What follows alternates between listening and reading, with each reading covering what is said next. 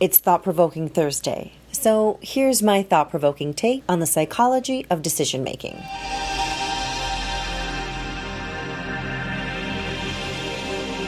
Welcome to Thought-Provoking Thursday, how our brains make choices. I love the fascinating world of human behavior and psychology, so today I'll explore one of the most fundamental aspects of being human, decision-making. From the mundane choices we make every day to the life-altering decisions that shape our futures, our brains are constantly working to make sense of the world and guide us to the best possible outcomes.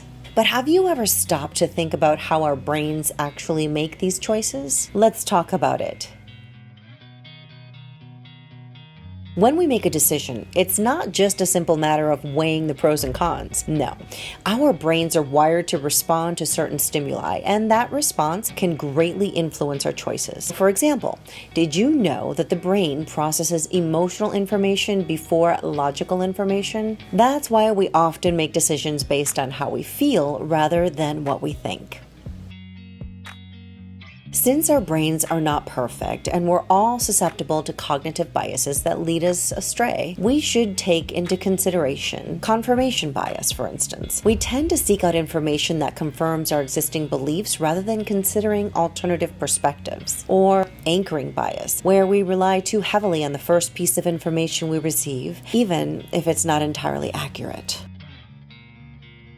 Emotions play a huge role in decision-making, often more so than we realize. Fear, excitement, and other emotions can trigger a fight or flight response, leading us to make impulsive decisions that might not be in our best interest. But emotions can also be a powerful motivator, driving us to pursue our passions and our goals. Now, the way information is presented to us can greatly influence our decisions. This is known as the framing effect. For example, a product that's marketed as 90% fat-free might be more appealing than one that's 10% fat. Although it's the same product, the framing makes all the difference.